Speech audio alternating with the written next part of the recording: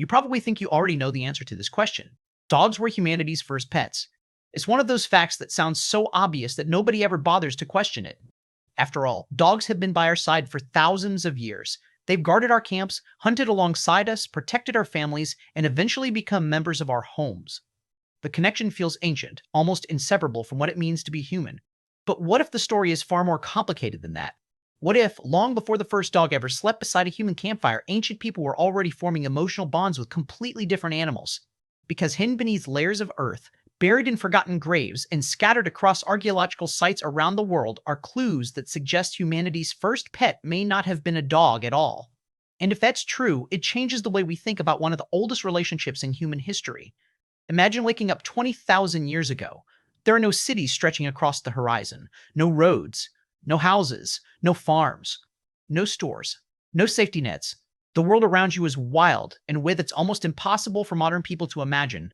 Every sound in the darkness could mean danger. Every day is a battle against hunger, weather, disease, and predators. Survival isn't guaranteed. It's earned. In a world like that, animals aren't cute companions. They're food, competition, or threats.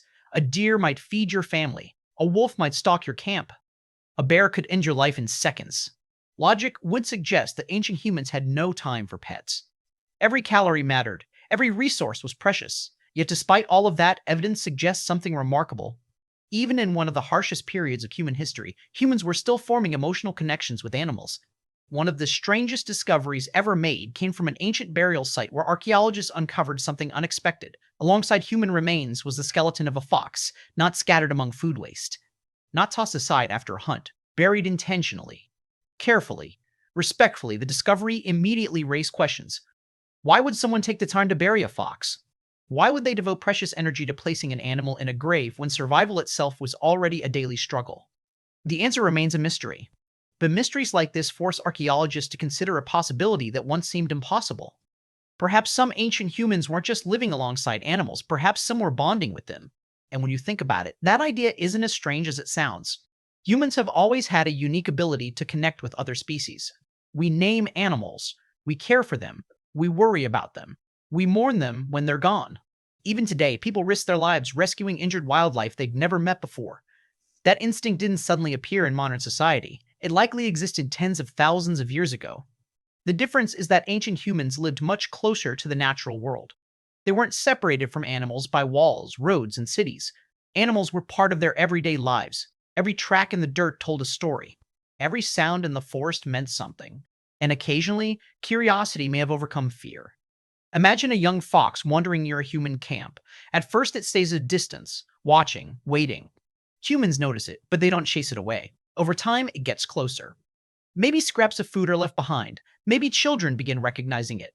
Maybe the fox learns that these strange creatures aren't always a threat. Day after day, week after week, a relationship begins to form. Not because anyone planned it, not because anyone understood domestication, simply because trust slowly replaced fear. It's a scenario that may have happened countless times throughout history. Most of those stories were never recorded. Most disappeared forever. But every once in a while, archaeology uncovers a clue that hints at what might have been.